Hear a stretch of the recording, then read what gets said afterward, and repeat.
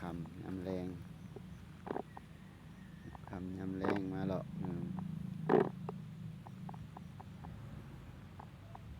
มาลองงืมยามแรง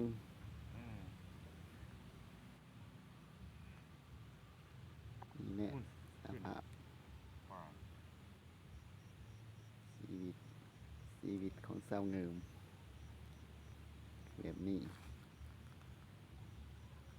เอาเพื่อนเพื่อนเบิ่งเด้อเพื่อนเพื่อนชีวิตของชาวเงิมก็ดำนี่ละอยู่กับธรรมศาสตร์โอ้ยสบายสบายน้ำใสแบบชนบทสวยงามดีน้ำแรงยามค่ำอีได้ขัวปากขยุงได้ขัวได้ขัวเมืองเวียงคำขยุง